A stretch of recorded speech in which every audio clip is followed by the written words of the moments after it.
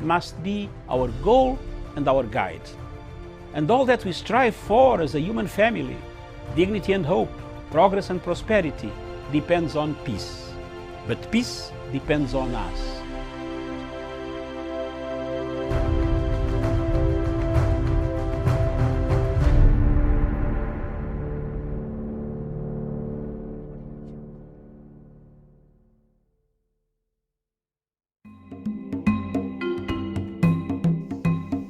Viewers, those listening to this tape or this video, I want to bring to your attention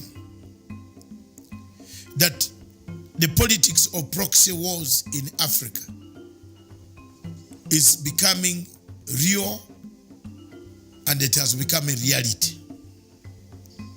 I want to bring to the attention of the African states that time and time again we have fallen victims of proxy wars. We fight wars that are not ours. We fall in conflicts that are not supposed to be, don't help Africa, and they don't help our countries at all. The proxy war that is in East and Central and the Horn of Africa has been ignited, supported, equipped by France.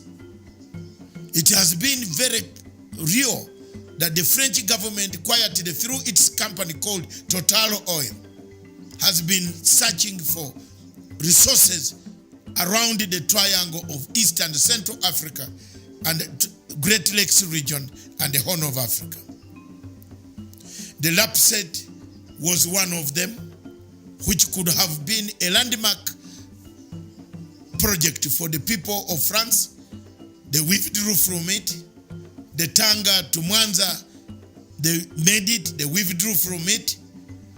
The search for oil and resources through Total Oil has brought us the dangers of a proxy war in the region. It is therefore very prudent for people of the region to understand the dynamics that we are going through.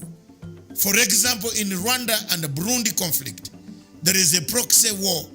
We are fighting a proxy country. It has brought us to a war between the two countries, between Uganda and Rwanda and Burundi. There is a proxy war in Congo who is sponsoring a resurgence of rebels that are fighting President Tshisekedi because he was not supported by countries that we know very well. This type of strategy has happened in North Africa, where Libya has been reduced to rebels, where each faction, even the government supported by United Nations, is being bombarded by a rebel called Khalifa Haftar, who is funded by countries that we know.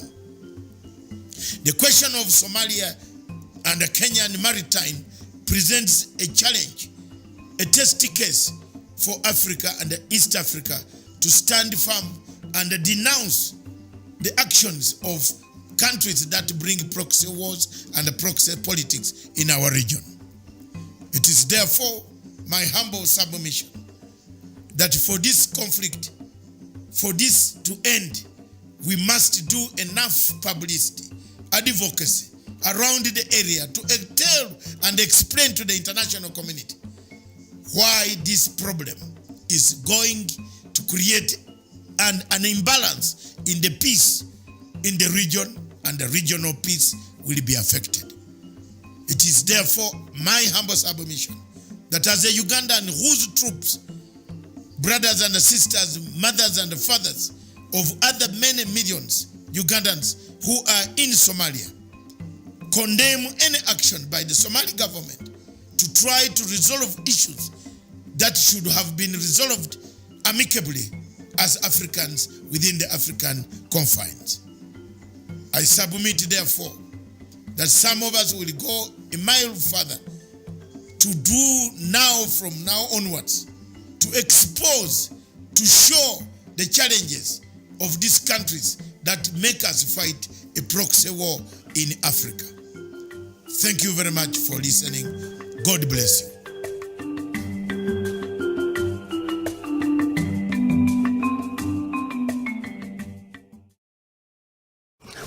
ahead of them in our civilization. They set out to destroy us. And Berlin Conference put the nail on that coffin.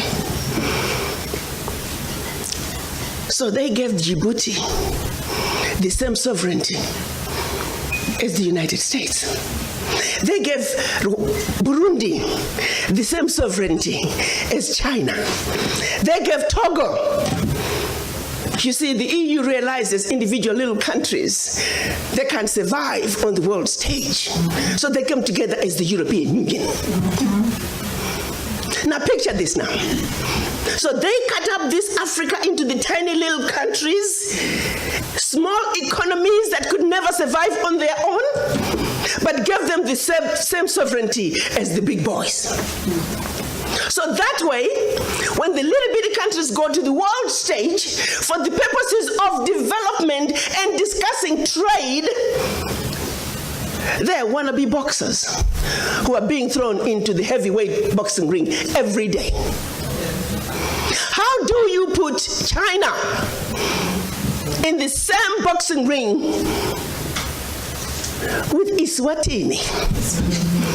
Eswatini has 1.2 million people. China has 1.4 billion people.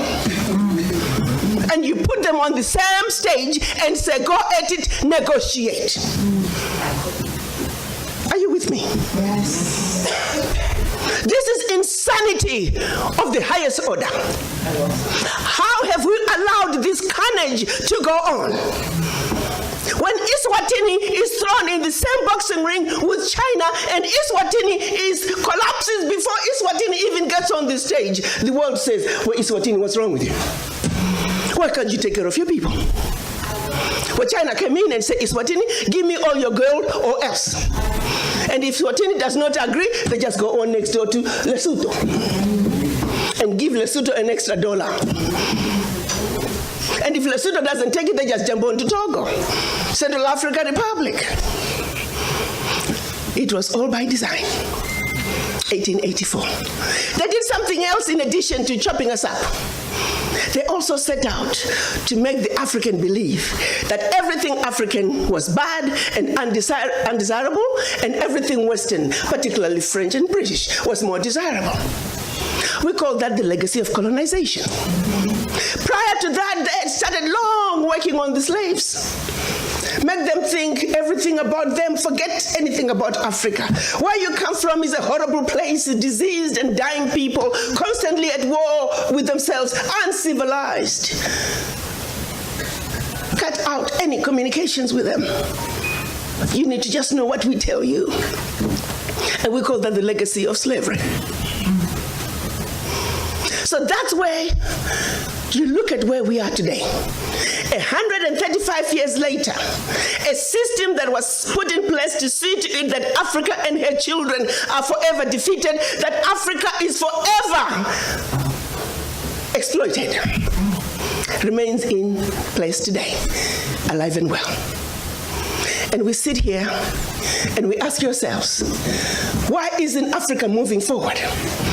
Why does Africa continue to be taken advantage of?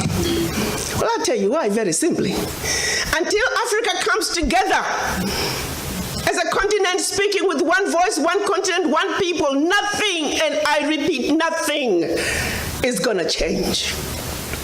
As individual little African countries, we are wannabe boxers.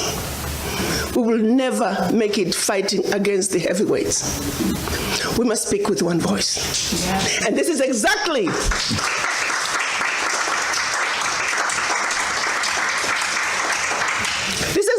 what our Pan-African leaders wanted to see happen in 1963 when they came together in Addis Ababa, Ethiopia. They clearly stated that Africa for the Africans at home and abroad, and that African Union was now.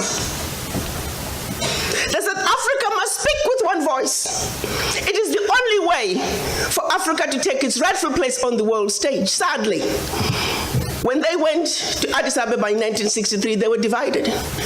We had two factions, the Casablanca group and the Monrovia group. The Casablanca group were saying Africa for the Africans at home and abroad, and African Union now. This was Ghana, Guinea, Mali, Egypt, Morocco, Algeria, and Tunisia. Only 7. The other 25 of the 32 who attended were the Monrovia group. They were the nationalists. They said, let's go slow. Let's kind of wait on this Pan-African thing. 55 years later, 56 this year, we're still going slow. As if it wasn't bad enough that we were divided up into the tiny little countries that we are today. The gift that Berlin Conference gave us. One other thing that France did between 1958 and 1961 in the name of giving us our independence as African countries. France forced the Francophone, and I hate that terminology. There is no such thing as Francophone, Anglophone. They made it up. But for the purposes of communication, I will use that. 14 of those countries, they said, in order for you to get your independence from us, you must sign this document. You thought they could have found a better name for the document. The document was called the Pact for the Continuation. I repeat, the Pact for the Continuation of Colonization. We are talking about giving you independence, but sign this pact for the continuation of colonization in a different format. And I'm going to highlight some of those issues that they said you must agree to if you are going to be independent. Hello. Maybe we need to redefine the meaning of independence for the French.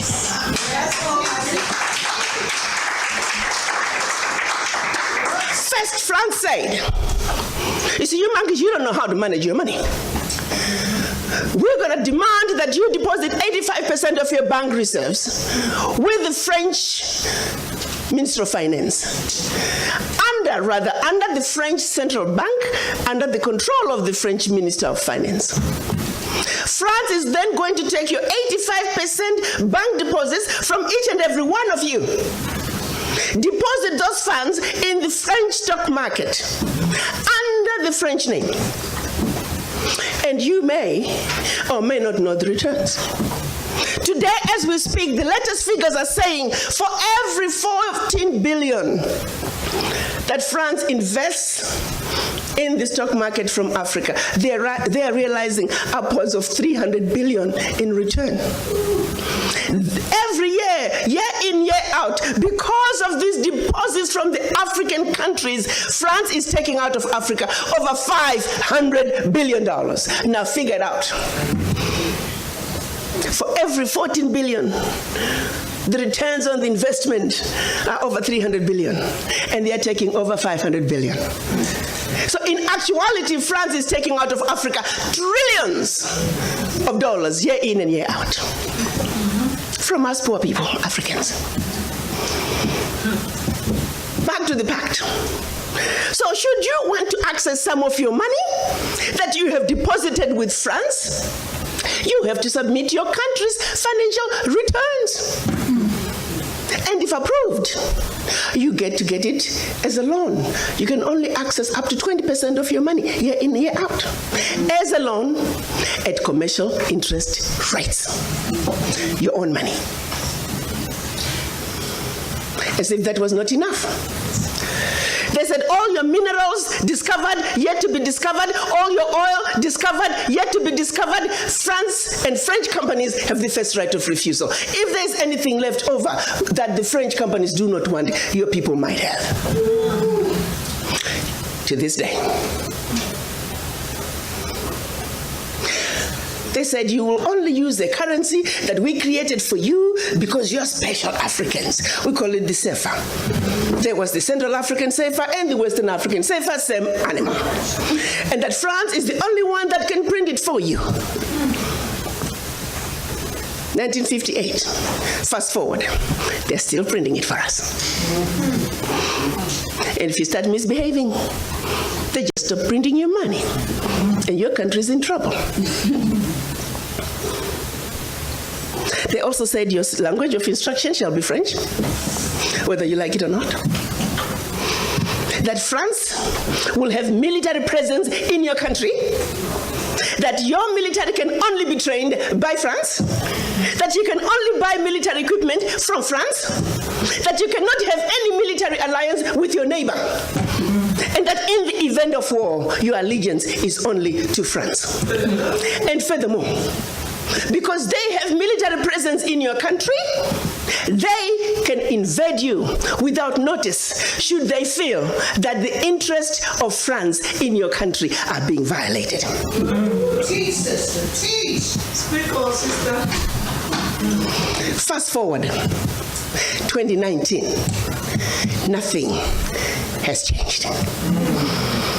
The same people who have the audacity to tell us that we are poor countries, they are taking trillions out of Africa every year. And what is the African doing? Like an obedient, programmed black man, we just give in. We know the facts, but we just do nothing about it. Now, you have to say some of the fears are real, because if France that has sold you inferior equipment to theirs, France that has trained your military to be inferior to their military, they are now in your country. They can invade you. They have the permission to do so.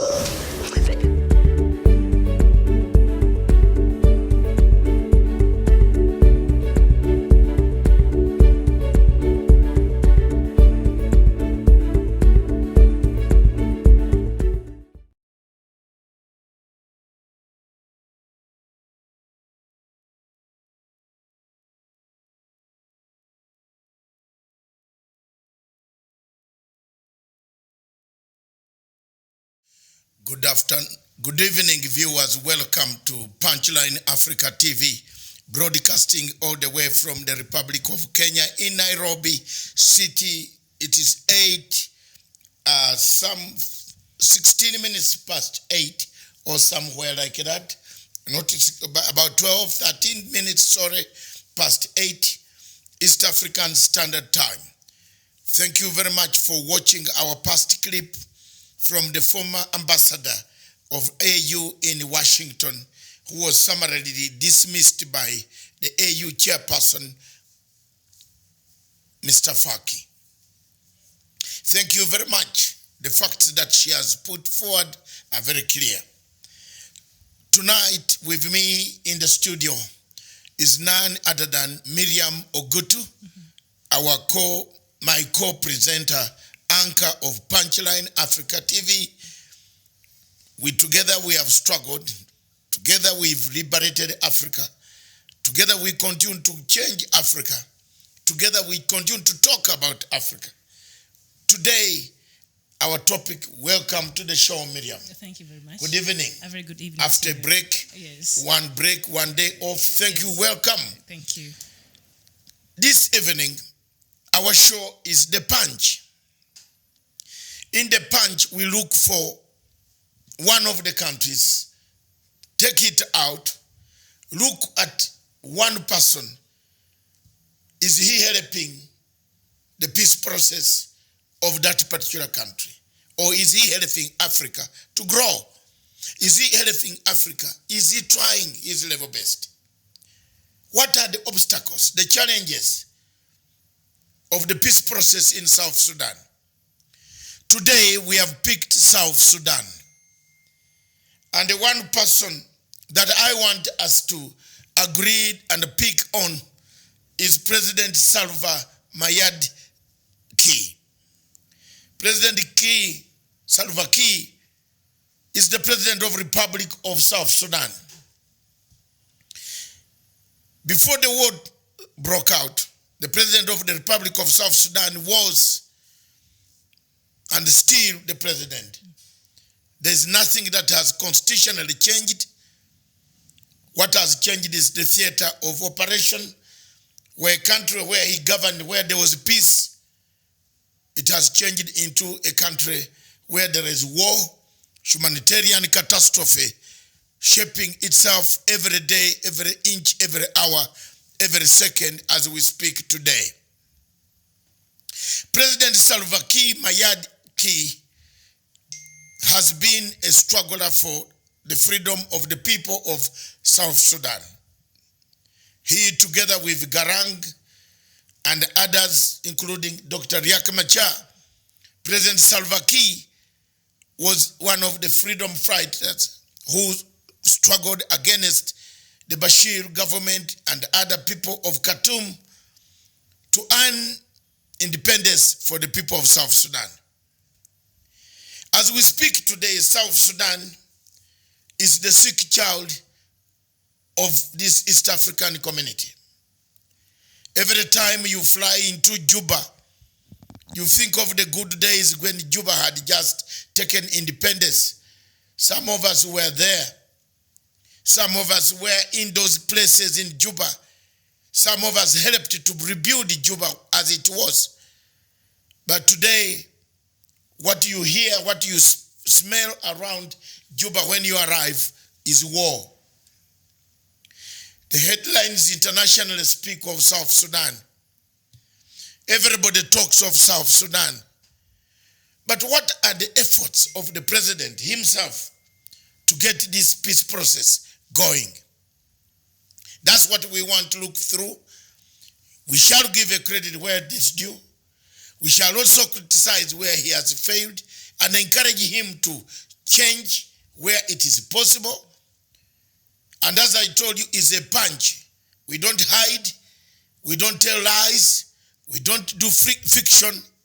We say it as it is.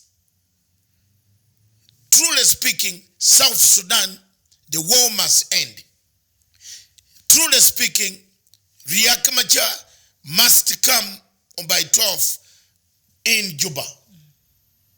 Riek Machar must be part and a parcel to form a government, whatever format they have taken. I am one of the few people who has said the peace process of South Sudan cannot be achieved because the format IGAD took cannot bring about peace. We have not looked at accountability. The main pillar of any peace process in any negotiation is accountability. It's not political settlement. You can't have a political settlement when there is no accountability. We must have accountability first. Then we look for a settlement later on when people, all of them, have recognized the fact that people died, people perished, and the people still suffer. As we speak, thousands and millions of South Sudanese are in other countries seeking asylum and refuge from the war. As we speak, millions inside Sudan, South Sudan themselves, itself, are suffering without food, shelter, medicine, schools, roads, and whatever it is. These are some of the things that we want to help the government of South Sudan to achieve. The international media seem to be very biased when it comes to reporting about South Sudan. The international media seem to be very, ignorant on the fact that some of these guys have obstacles, become obstacles. Later on, Miriam will introduce to us facts of the Central Group report, which also became an obstacle.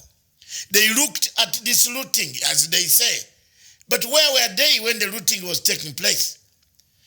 You can't come to write a report on Africa when the looting has taken place. Why couldn't they stop the looting? Are they also part of the peace, the people scattering the peace process? We shall look at that. Over to you, Miriam. Let's do the summary and some of the things. And by saying South Sudan has also offered, President Salva Kiir has offered to mediate between the parties in Sudanese crisis.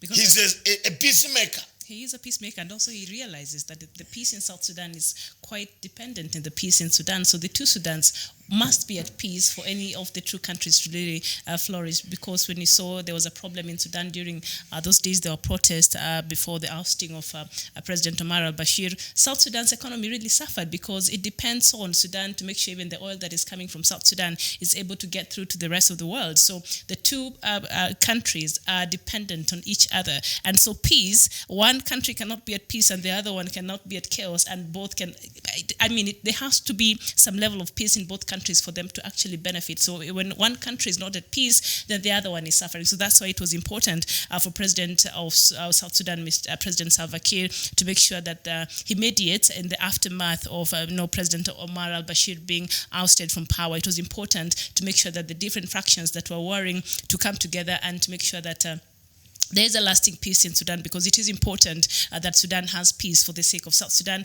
and it is important for South Sudan to have peace for the sake of Sudan. And we've seen even the newly elected Prime Minister, Mr. Hamdok, even the first thing he did after he was sworn in as the new Prime Minister of Sudan is he went back to what is important for Sudan, and that is to find peace in South Sudan. And so he continued with the peace process that had been started with the former president, now deposed Mr. Omar al-Bashir. So the two countries, one cannot be at peace and the other one be at war, and the other one be okay. There have to be some peace in both countries for those two countries to actually benefit, or even to have some level of stability. So they are codependent on each other like that, and we cannot detach one from the other. There has to be some level of peaceful coexistence and peaceful boundaries between the two countries.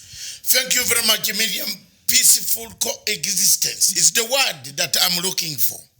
President Salva Kiir, in one of his opening statements, says the absence of peace in Sudan affects the The absence of peace in South Sudan, in Sudan, affects the whole region in restoring the peace and stability. Kiir said in the opening, the peace talks. According to the government, Kiir's mediation efforts are aimed at finding a way to end the civil war in Blue Nile and Darfur regions. The states of Blue Nile and the South Kordofan both have large ethnic minority populations that fought alongside South Sudanese during their 21-year civil war with the North. So that is why it is important for South Sudan to make sure that the warring parties in Sudan are actually able to come together and get peace. But after, and this happened at the beginning of October. Now we are on the today is 23rd or 24th. The BBI is supposed to have been presented today, yes, but I think they pushed it to next week. But people are wondering, why is President of South Sudan, Mr. Salva Kiir, the one mediating the peace between the warring fractions in Sudan, and yet he cannot do that in his home? Because some of these problems, I think what President Salva Kiir has done is some of the problems emanate from those blue states, the Blue Nile state and the Darfur region, which are closely minority linked, and the majority are the Arab North.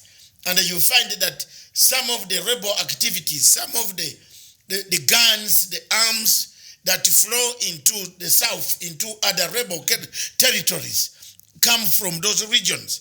So what President Salva Kiir has tried to do is first to start a peace process within, to pacify the area. And then once you pacify the area, you can concentrate on the peace itself in Juba, when those areas are safe.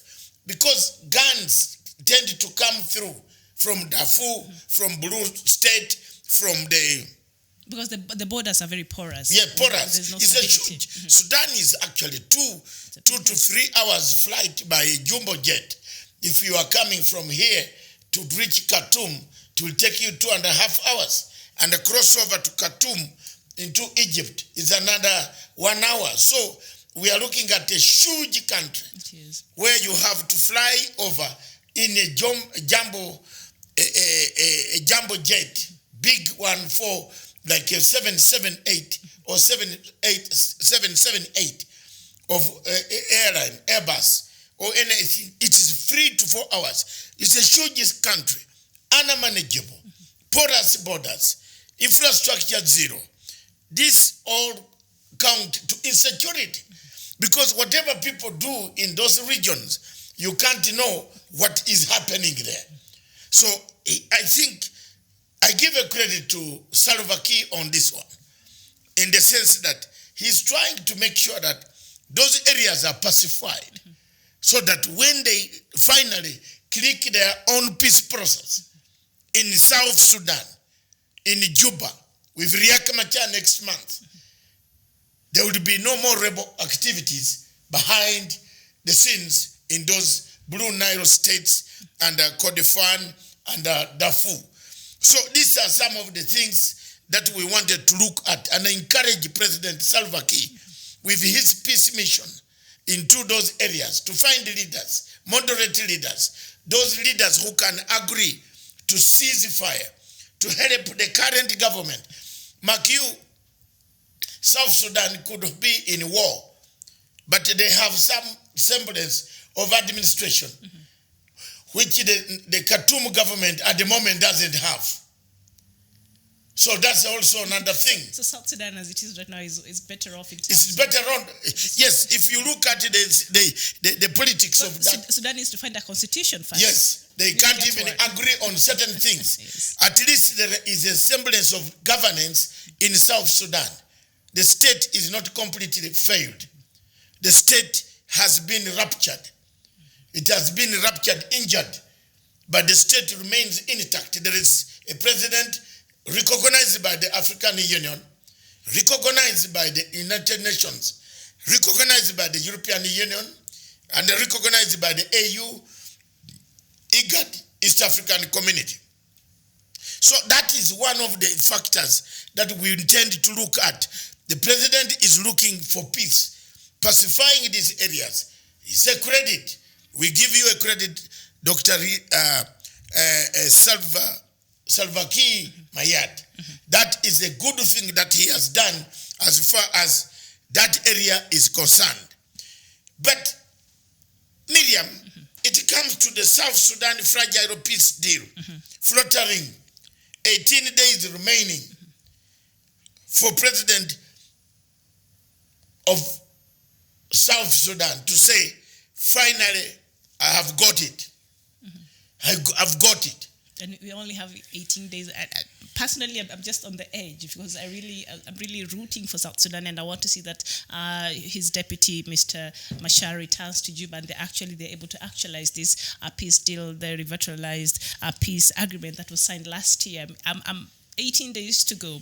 Do you think, Doctor, this will be doable when we see Mr. Machar coming out making statements? And I think he said after the visit by the United Nations Security Council members there over the weekend on Sunday, Riek Machar came out and said, you know what?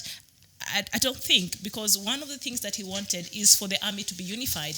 That hasn't seemed to have happened right now. So are there prospects of Mr. Machar returning to Juba before the deadline, that is the 12th of November? And if not, what should we expect from this situation? But Dr. Riek Machar himself knows that for the army to be unified, you need to be there.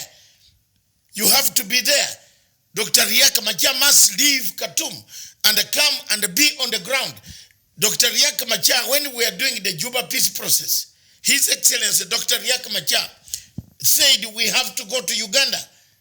Even if some of us did not want to shake our hands. He's the one who actually insisted. He told us to go to Uganda by all means.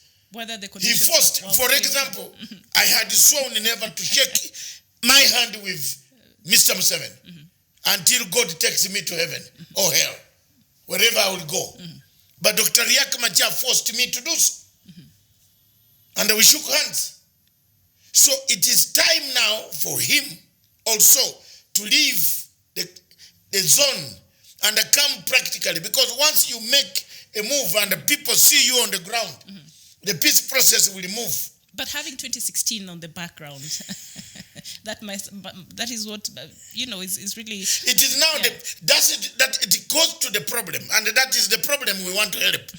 The problem of that peace process of IGAD is that they did it in a wrong way, because they collected two standing armies and put them in an airfield or a football club to score goals. So the earlier IGAD changed the tactics, the better for this peace process. But we cannot condemn. We have moved far. We have reached deadlines. We have 18 days left. 18 days to go. We want to encourage people to go and start. Dr. Riek Machar should return and seek the real, guarantees that he wants. What are the guarantees? One of the guarantees which he gave us when we were doing the IRA peace process was the question of we go with him everywhere. When we went to Kampala, we went with him. We did not leave him at all. Sleeping almost the floor, he also sent us troops to stay together with him.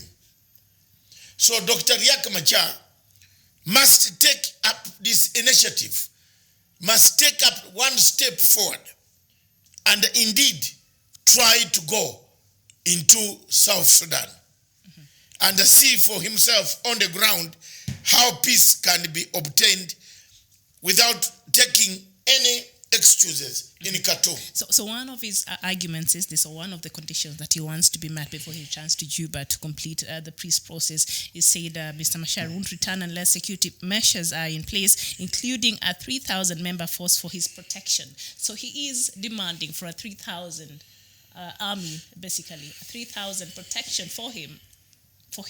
I don't know where will they be staying. They'll be sitting outside his deputy presidential official house. I don't know what, but he requires 3,000 armed men and women of South Sudan to offer him protection, personal protection. Such a owing to the conditions that are now in South Sudan. Is this a legitimate, precondition that Mr. Machar has put forward?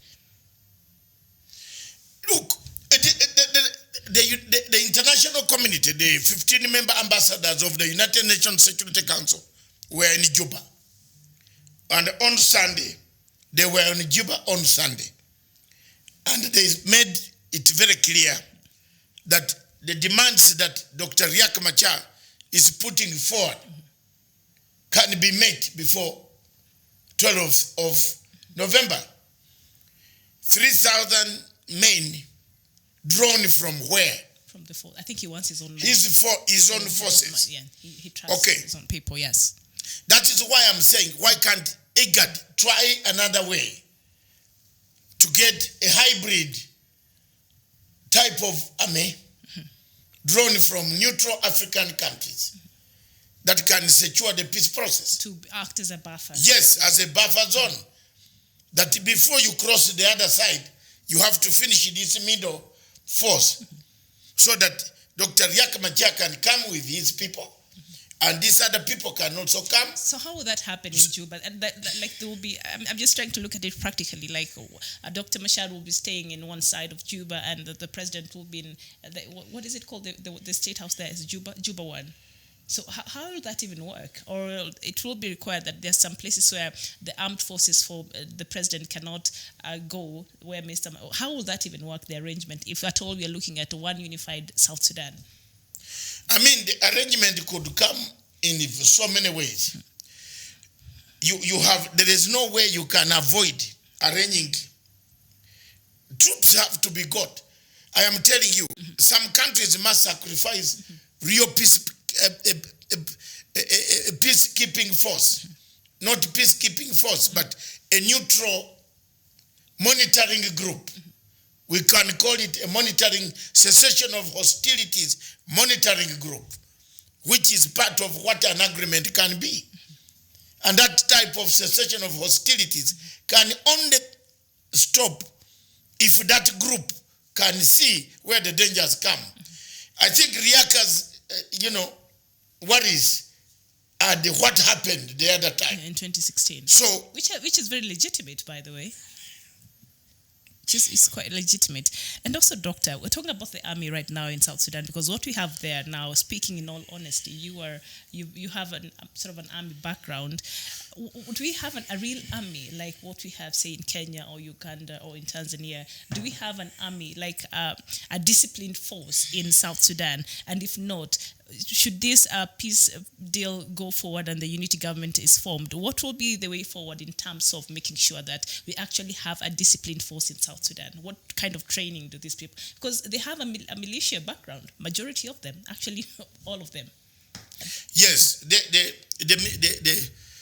it's not a militia, it's an army, because they have people who are recruited. It's not like how Uganda would recruit its Uganda Defense Forces, or how Kenya, and then you go through a training and you become a disciplined force. That is not there in South Sudan. So should this peace deal, and I'm crossing my fingers, I hope it happens, moving forward, how can they have a real unification of the army of South Sudan, the one that is not loyal to either side of the divide, for the sake of the country of South Sudan? It has to go through accountability. You see, there is one clock that we all of us have missed. And that point, if it is not addressed, it will create a lot of problem. You see, people have talked of assembling the armies, but these armies have not reconciled. They're loyal to the different Yes, factions. each army is loyal to its commander. The SPLA that remained, which was a regional army, is loyal to Dr. Salva Kiir, and the other one is loyal to Dr. Riek Machar. So I think the monitoring cessation of hostilities under the cessation of hostilities agreement, which I've read and seen, they must trigger a clause of monitoring the situation. Those who will be able to monitor what takes place, where trouble could come from. I see Dr. Riek Machar has brought the question of states. I don't know whether states can work at this hour. We cannot talk about states at this hour. I don't know. But it's one of the contentious issues there, apart from the unification of the army. Also, they want the states addressed from 10 to, now they have what, 32 or 34? Yes. When the South Sudan had its independence, had 10 states. All of a sudden, they have a ballooning. So many states right now. So the states could be also a sticking point. So these are some of the things that Dr. General Salva Kiir Mayardit should be helped.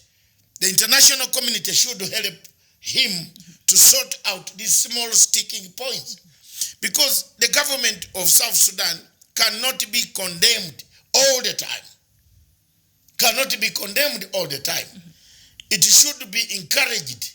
That's why I am not very happy with these two imperialists, the central group of Kurune and the Pedicast. This group, Miriam, has been one of the worst groups. When we were doing the LRA peace talks in Juba, this same group of the Pedicast, they had a project called Enough. They disrupted our peace process. They wanted to reach the commanders. They wanted to pay money to the commanders. They wanted to divide the army. They wanted to infiltrate the cells that at times you want to do the peace, lay a background by telling Kony that this is what should be done. Kony has a different mind. Because an NGO has promised Kony that we shall pay you money in Washington or we shall pay you money in New York. These organizations are not very good at all. Central Group comes to report after they have failed to get what they want. They were in Khartoum. They instigated the coup. They wanted demonstrations to continue. They are the people, Kuruni and Pedicast, pay for your overthrow. Kuruni and Pedicast are part of George Soros' CIA branch that actually dismembers Africa. And that is all. That dismembers Africa and brings Africa to the end. And that's what we have. Yes, and if you look at the report, an executive summary, what does this report help? A country is bleeding. Humanitarian catastrophe is on the increase. Human rights are on the increase. This country, these two gentlemen only come to make reports. What do reports do? Reports anger those who want to kill, continue to kill. Do you think the report of century has helped? It has helped even for people, one, to continue to fight and saying, if I am already named in that report, I have to fight until I either become the head of state, because there is nowhere you will run. So these reports are like ICC. When the ICC came into the issue of the Uganda peace process, it almost collapsed. Here we are, we were negotiating peace, but Mr. Ocampo wanted to arrest that we who have gone there and met these people were arrested. Dr. Riek Machar and myself and other delegation were impounded in the ICC. When we went to visit the ICC, Justice Karl Khan of Germany, the late, arrested me in the particular, say, if you come back here and you don't bring a power of attorney, letter signed by Kony, we shall not let you go. So you can see these groups coming to destroy the peace process that the people of Sudan and the world has endeavored to bring to the book at the top of the surface for discussion. All right, and our viewers really appreciate you engaging with us, and I see you writing and keep writing. And it's always a pleasure to know where you're watching us from. Ndundi Ume, you're saying between the two South Sudan leaders have lost trust among each other, and that is exactly what is happening in entire African countries that create corruption, coup, wars, and terrorism, and rigging of elections. So what Ndundi Ume here is saying that there's no trust between the two leaders. Trust has been completely lost. Can there be a level of trust that can be built enough that can give confidence to Mr. Machar to return to Juba and, just put this thing to an end and start the unity government?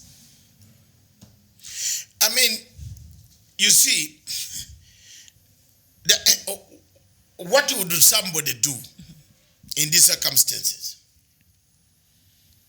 What would somebody do? The mere fact that if you want to help General Salva Kiir, the other side will say you have been bought. Already you have seen complaints here because we are talking to create peace. We are not talking to anger, to increase anger. We are trying to encourage a peaceful process where might be a government is a government. It is the only government recognized. Dr. Riek Machar is not a government of Republic of South Sudan. He himself used to tell us that whatever much you do, you are not a government. You are rebel forces. So he's a rebel force. And the only government that can be helpful is Salva Kiir. He's still the president. He's the legitimate. And that's the only one that we can now ask for accountability on a number of things. That if you are not going to do this, where is Riek also asking for troops? He's asking for troops from the same government, isn't it? He wants his own people that he can. Yes. 3,000. He's not. Who is going to feed them? Who is going to feed them? The government. The government must provide the food. The government must allow access. The money must come through the government institutions. You are not going to launder money and bring it to feed the troops. You must pass through the systems. There has to be a collaboration between. Yes. And therefore, Dr. Riek Machar's people must collaborate, work together with the government in order to achieve even the 3,000 people they want. They must be fed by someone. Someone has to take care of that. And that money is not going to be flown by a jet fighter into Khartoum, into Juba, and pour it to people. Which government can allow that? No, not quite. The process must be real, and the people must. Yes, and I think you mentioned something to do with we should all come together, the world and the people who and the players who have been very critical in the helping and the process of peace process, and even the process that led to South Sudan becoming a country. Now we need to people need to come back, and the leaders of the world needs to come back, and everybody in the world needs to come back and make sure that they support South Sudan enough to make sure that this peace process actually is realized come 12th of November. What other help do you think South Sudan needs from the world that they have not received? It needs encouragement. I think we can see one picture of the Pope Paul kissing the feet. Was that not enough encouragement? Yes, I don't know whether you can bring that picture here, the production team, if we can. Pope came in, the spiritual encouragement when the Pope kissed Pope Francis, is it? Yeah, kissed this guy's feet, prayed for them. Prayed for them. Beseeched them, pleaded with them. Yes, and said, please, go and bring peace. What other encouragement do these people need? What other encouragement do President Salva Kiir need in order to make sure that this peace process is realized, the unity government? I mean, it's just to tell Dr. Riek Machar to get him and force him to come to Juba. Force him. Yes. You know Machar way better. I know him better. Do you think forcing him will work? He seems to be quite hot-headed, if I'm not wrong. He's quite a very tough cookie there. So forcing him might just repel everything and will just negate all the gains that have been made so far. So is there another way that he can be brought back to Juba?